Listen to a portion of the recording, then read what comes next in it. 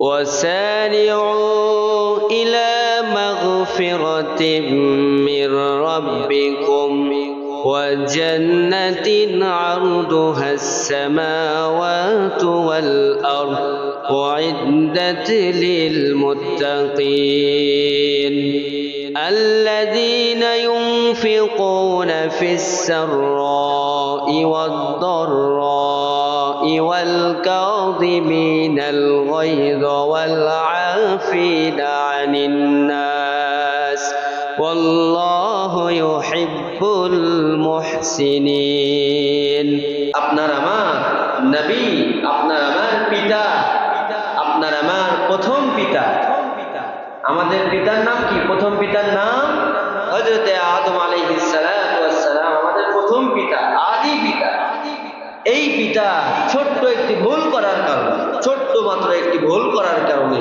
আল্লাহ রাব্বুল আলামিন তাদেরকে জান্নাত থেকে বের করে দিলেন তারা কি করলেন একজন মা হাওয়া আলাইহিস সালাতু ওয়াস সালামকে এক প্রান্তে আল্লাহ রাব্বুল আলামিন ফেলে দিলেন হযরত আদম আলাইহিস সালাতু ওয়াস সালামকে আরেক প্রান্তে ফেলে দিলেন আল্লাহ রাব্বুল আলামিন ফেলে দিয়ে ক্ষান্ত হলেন না তাদের কি করণীয় তারা কি আল্লাহ রাব্বুল আলামিন তাদেরকে ফেলে দিলেন তারা কি ওখানে ফেলে দেওয়ার পর বসেছিলেন শুয়েছিলেন এরকম না আল্লাহ রাব্বুল আলামিনের কাছে অনুশোচনা করেছিলেন নিজের জীবনে অনুশোচনা করেছিলেন তারা একে অপরের তওবা করেছিলেন যে আল্লাহ আমাদের ভুল হয়ে গেছে প্রিয় মুমিন বান্দা বান্দি ওখান থেকে শিক্ষা আমাদেরকে তওবা করার দরকার আছে না না প্রিয় ভাইরা আজকের আলোচনার সাবজেক্ট মুত্তাকি বান্দার চারটা বৈশিষ্ট্য আর মুত্তাকি বান্দা যারা হবে তাদের এক নম্বর বৈশিষ্ট্য হবে তাকওয়া অন্তরের মধ্যে আল্লাহর ভয় কার ভয় প্রিয় ভাইরা বলুন আল্লাহর ভয় আজকের আলোচনার সাবজেক্ট মুত্তাকি বান্দার চারটা বৈশিষ্ট্য আমি যে আয়াত আপনাদের সামনে তেলাওয়াত করেছি প্রিয় ভাইরা সূরা আলে ইমরান 133 নম্বর আয়াত এবং 34 নম্বর আয়াত আপনাদের সামনে তেলাওয়াত করা হয়েছে আল্লাহ যদি সুযোগ দেয় তৌফিক দেয় ইনশাআল্লাহ দুইটা আয়াতের আলোকেই কথা বলবো ইনশাআল্লাহ প্রিয় ভাইরা গান লাগান আল্লাহ রাব্বুল আলামিন আপনাকে আমাকে সৃষ্টি করলেন দুনিয়াতে পাঠিয়ে দিলেন আপনি আমি কম বেশি সবাই গুনাহ করি না গুনাহ করি তাহলে আদম আলাইহিস সালাতু ওয়াস সালাম থেকে শিক্ষা যে হযরত আদম আলাইহিস সালাতু ওয়াস সালাম তিনি ভুল বুঝতে পারলেন অনুশোচনা করে তিনি কি করলেন আল্লাহর দরবারে ফিরে এসে তিনি তওবা করলেন আর এমন ভাবে তওবা করেছেন আমার আল্লাহর এত পছন্দ হয়েছে যে তার তওবা করার কারণে যে বাক্যটা তিনি তেলাওয়াত করেছিলেন যেইভাবে তেলাওয়াত করেছিলেন যেভাবে আল্লাহর কাছে বলেছিলেন আল্লাহর সাথে সাথে কোরআনে কারিমের মধ্যে তার নামে একটা আয়াত কোট করে দিলেন সুবহানাল্লাহ বলেন প্রিয় ভাইরা আমার গভীর মনোযোগ দিয়ে শুনুন মুসলমান আদম আলাইহিস সালাতু ওয়াস সালাম এমন ভাবে তওবা করেছিলেন আর এমন ভাবে কোরআনের আয়াতটা পড়েছিলেন আল্লাহর কাছে এত পছন্দ হয়েছে আদম আলাইহিস সালাতু ওয়াস সালাম যেই দোয়াটা পড়েছিলেন আপনি আমি মুসলমান 5 ওয়াক্ত নামাজের পর আপনি আমি ইমাম সাহেবের সাথে সাথে সবাই হাত তুলে দোয়া করি রব্বানা যালামনা আনফুসানা ওয়া ইল্লাম তাগফির লানা ওয়া তারহামনা লানাকুনান্না মিনাল খাসিরিন আল্লাহু আকবার আদম আলাইহিস সালাতু ওয়াস সালাম তিনি নিজের ভুল বুঝতে পারলেন নিজের জীবন অনুশোচনা করলেন যে আল্লাহ রব্বানা হে আমার রব যালামনা আমি নিজের প্রতি জুলুম করেছি হে রব হে আমার মালিক আমি নফসের প্রতি জুলুম করে ফেলেছি গুনাহ করে ফেলেছি হে রব মেহেরবানি করে তুমি আমাকে ক্ষমা করে দাও তুমি যদি আমাকে ক্ষমা না করো আমি ক্ষতিগ্রস্তের মধ্যে পড়ে যাব লানাকুনান্না মিনাল খাসিরিন ক্ষতিগ্রস্ত লোকদের মধ্যে আমি পড়ে যাব আল্লাহু আকবার আদম আলাইহিস আলাইহিস সালাতু ওয়াস সালাম এই দোয়া করলেন। तमाम পৃথিবীর ইমাম সাহেবরা যখন দোয়া করে আপনি আমি এই দোয়া পড়ি, কিন্তু অনেকে অর্থ জানি আবার অনেকে অর্থ জানি না, অনেকে ব্যাখ্যা জানি অনেকে জানি না। প্রিয় ভাইয়েরা, আদম আলাইহিস সালাতু ওয়াস সালাম নিজের নফসের প্রতি জুলুম করেছেন, এই জন্য অনুশোচনা করে আল্লাহর কাছে ফিরে আসলেন। আল্লাহর কাছে এত পছন্দ হলো যে এই আয়াতটা কোরআনে কারিমের মধ্যে কোট করে দিলেন। সুবহানাল্লাহ। আপনি আমি দোয়ার মধ্যে পড়ে থাকি, তাহলে আমাদেরকেও যখন আমরা গুনাহ করে ফেলবো, যখন আমরা গুনাহ হয়ে যাবে, আমাদেরকেও দোয়া পড়ার দরকার আছে না নাই? প্রিয় ভাইয়েরা সবাই বলুন, আছে না নাই? আমাদেরকেও দোয়া পড়তে হবে। প্রিয় ভাইরা, সূরা আলে ইমরান থেকে যে আয়াত আপনাদের সামনে তেলাওয়াত করা হয়েছে, এই আয়াতে আল্লাহ কি বললেন দেখেন। আল্লাহ রাব্বুল আলামিন আয়াতে জানিয়ে দিলেন, ওয়াসারিউ ইলা মাগফিরাতিন মির রাব্বিকুম ওয়া জান্নাতিন আরদুহাস সামাওয়াতু ওয়াল আরদ উইদ্দাত লিল মুত্তাকিন। আল্লাহু আকবার বলুন।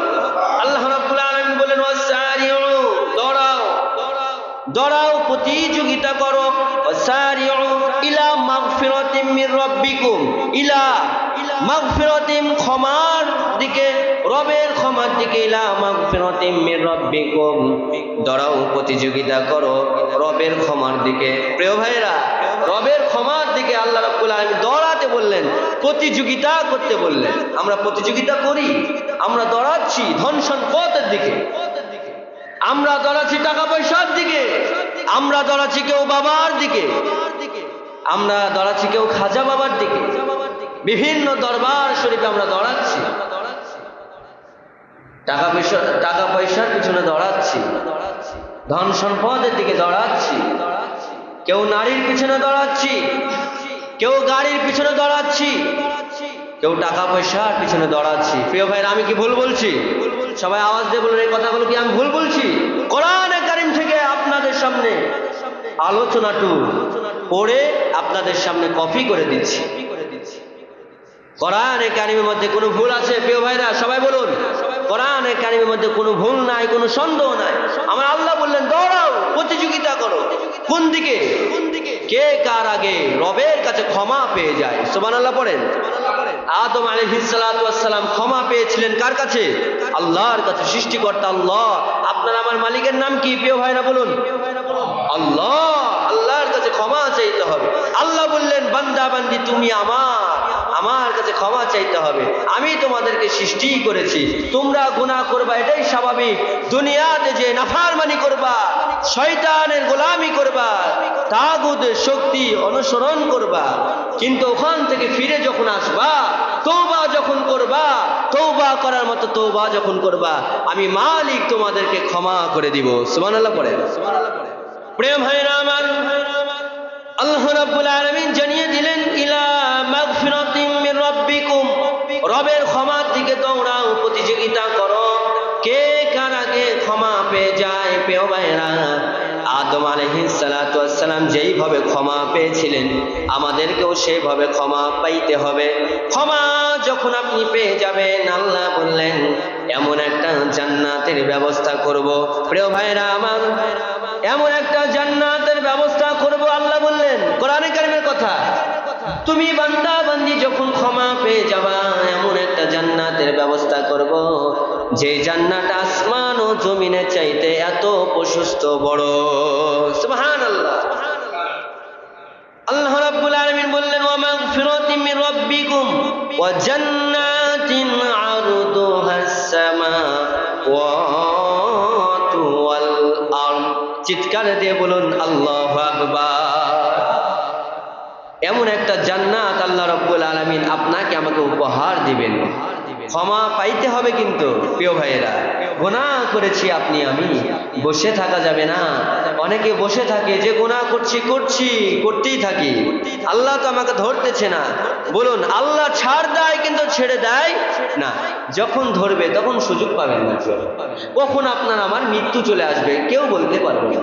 কখন আপনার আমার মৌতের ডাক চলে আসবে কেউ বলতে পারবে না। কখন মালাকুল মাউত আপনার সামনে হাজির হয়ে যাবে বলতে পারবে না। প্রিয় ভাইরা, তখন তওবা করলে কবুল হবে? হাদিসে পড়েছিলাম যে দুই শ্রেণীর মানুষের তওবা আল্লাহ রাব্বুল আলামিন কবুল করেন না। এক নাম্বার হচ্ছে মৃত্যুর শয্যায়। যখন আমি মৃত্যুর শয্যায় চলে এসেছি, মনুষ্য অবস্থায় আমি মারা যাব, ওই সময় তওবা করতেছি, আল্লাহ মাফ করে দাও, ক্ষমা করে দাও, আল্লাহ গুনাহ করেছি।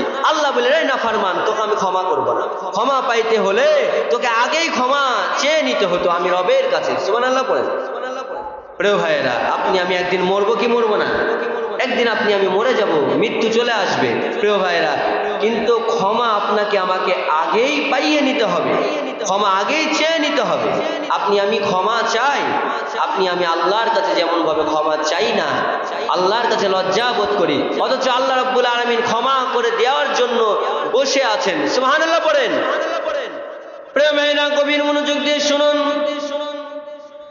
রাত যখন 12টা বেজে যায়, দুনিয়ার মানুষের দরজাগুলো বন্ধ হয়ে যায়, পশু পাখিগুলো ঘুমিয়ে পড়ে, মানুষগুলো ঘুমিয়ে পড়ে।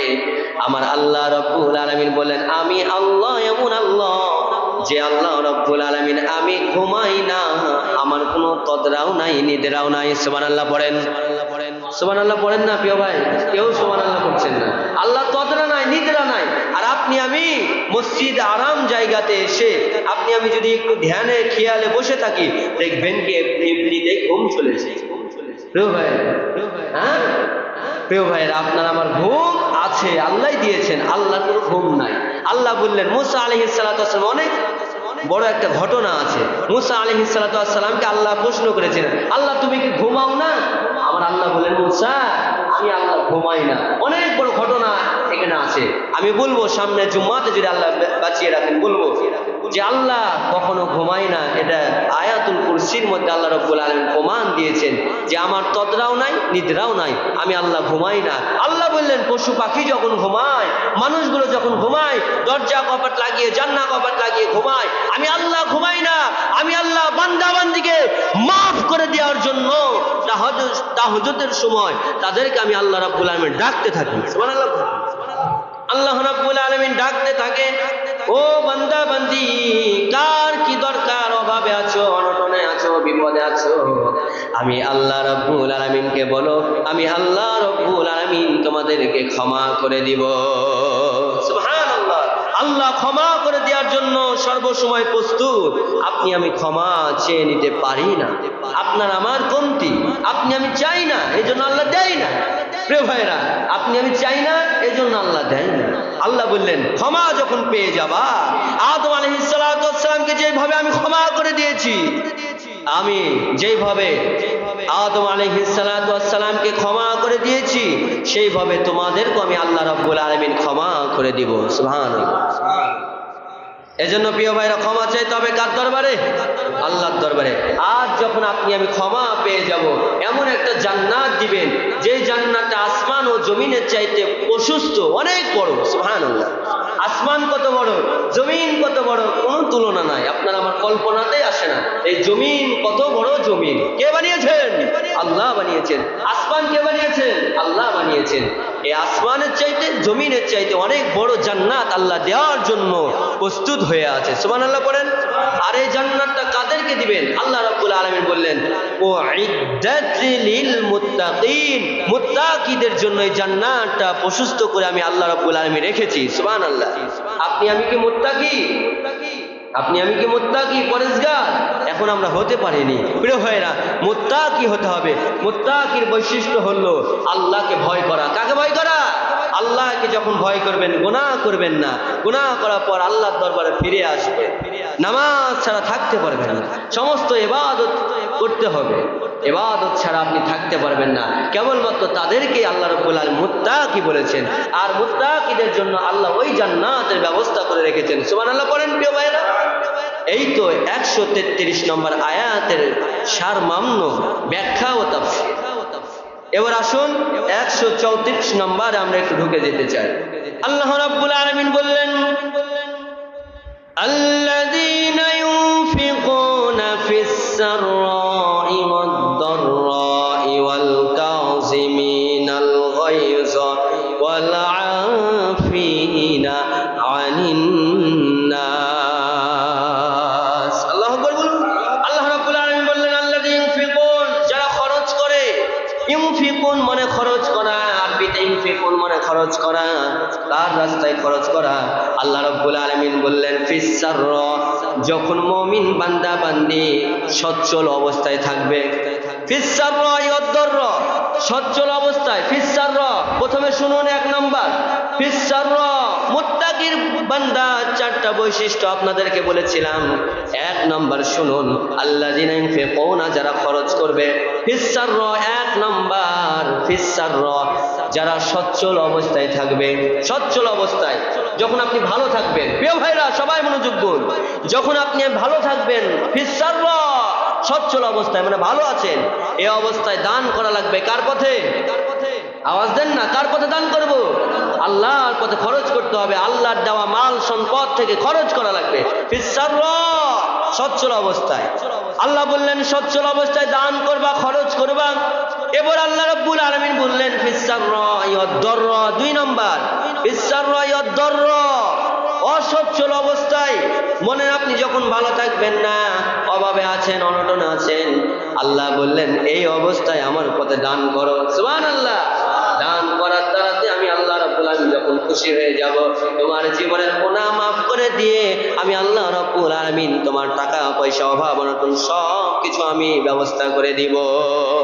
অভাব অনটন দূর করে দিব, বিপদ দূর করে দিব, টাকা পয়সার দরকার, ধন দৌলত দরকার, সব কিছু আমি আল্লাহ রাব্বুল আলামিন ব্যবস্থা করে দিব। সুবহানাল্লাহ পড়েন। ফিস সাররা ওয়াদ দাররা, সচ্ছল অবস্থায় অসচ্ছল অবস্থায় দান করার কথা আল্লাহ রাব্বুল আলামিন বললেন। কে বললেন? 134 নম্বর আয়াতে। এবার আল্লাহ রাব্বুল আলামিন আর 2টা পয়েন্ট আছে। আল্লাহ রাব্বুল আলামিন বললেন ফিস সাররা ওয়াদ দাররা ওয়াল কাযিমিন, 3 নম্বর ওয়াল কাযিমিন, মুত্তাকি বান্দার বৈশিষ্ট্য। ওয়াল কাযিমিন 3 নম্বর, রাগকে নিয়ন্ত্রণ করা। প্রিয় ভাইরা, আমাদের রাগ আছে না নাই? আমি সব আমাদের রাগ আছে না নাই? এমন রাগ যে রাগ ইমাম সাহেবের উপরে এসে ঝাড়ে, বইয়ের সামনে পারে না। বইয়ের সামনে পূজাও রাজাও সবাই বইয়ের সামনে ভয় করে। রাজাও যেমন ভয় করে, পূজাও তেমন ভয় করে, আপনি আমিও ভয় করি, সবাই ভয় করি। কিন্তু এই রাগ এসে ইমাম সাহেবের উপরে ঝাড়ে। এমন মুসল্লি আছে না নাই? এই রাগ নিয়ন্ত্রণ করতে হবে। আল কাযিমিন, রাগ নিয়ন্ত্রণ করা। প্রিয় নবীজির রাগ ছিল, প্রিয় ভাইরা, প্রিয় নবী হযরত মুহাম্মদ সাল্লাল্লাহু আলাইহি ওয়াসাল্লাম রাগ ছিল। দেখেন আম্মা জান আয়েশা রাদিয়াল্লাহু তাআলা আনহা প্রিয় নবীজির হুজরায় আছেন। এমন তো অবস্থায় আয়েশা রাদিয়াল্লাহু তাআলা আনহার ঘরে একজন বিবি কিছু শীতের পিঠার ব্যবস্থা করেছেন। কিছু শীতার পিঠা আল্লাহর নবীর জন্য ব্যবস্থা করেছেন। এমন তো অবস্থায় হযরতে আয়েশা রাদিয়াল্লাহু তাআলা আনহা রেগে গেলেন, ক্ষেপে গেলেন যে আমি, আমার ঘরে বিশ্ব নবীজি আছে, হুজরায় আছে, আয়েশার ঘরে, আমার ঘরে বিশ্ব নবীজি উপস্থিত আছে, আর এমন তো অবস্থায় অন্য বিবি কিছু শীতের পিঠা ব্যবস্থা করেছেন। এটা কেমন? আমার ঘরে বিশ্ব নবীজি আছে মানে কি আমি বিশ্ব নবীজির সেবা যত্ন করব, আমি খাওয়াবো, আমি পড়াবো। অন্য বিবি এখন কেন শীতের পিঠা পেঠাবে? এমন অবস্থায় আয়েশা রাদিয়াল্লাহু তাআলা রেগে গেলেন, ক্ষেপে গেলেন।